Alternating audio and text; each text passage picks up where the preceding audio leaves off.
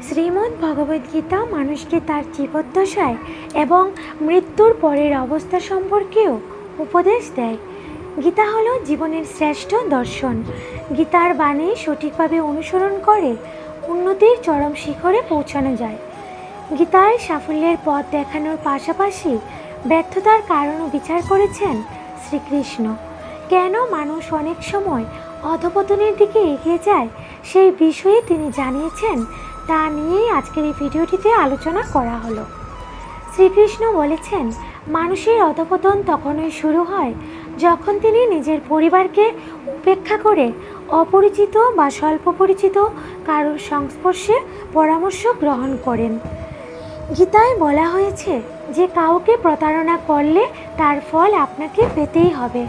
যে মুহূর্ত থেকে আপনি প্রতারণার পথ নিলেন সেই মুহূর্তে আপনার ধ্বংসদরজা খুলে গেল।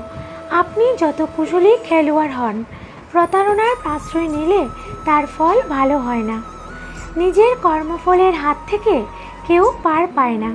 যে কাজ আপনি করবেন তার ফল আপনাকে ভোগ করতেই হবে। যে যেমন কাজ করবে সে তেমন ফল পাবে। নিজের কাজের পথে কারোর সাহায্য ও সমর্থন না পেলে ভেঙে পড়বেন না। আপনাকে কেউ সমর্থন করুক বা না করুক, আপনি যদি নিজের জায়গায় ঠিক থাকেন তাহলে ঈশ্বরের সমর্থন আপনি অবশ্যই পাবেন। আপনার উপর হওয়া অন্যায় যদি আপনি হাসি মুখে সহ্য করতে পারেন তাহলে সেই অন্যায়ের প্রতিশোধ ভগবান নিজেই নেন।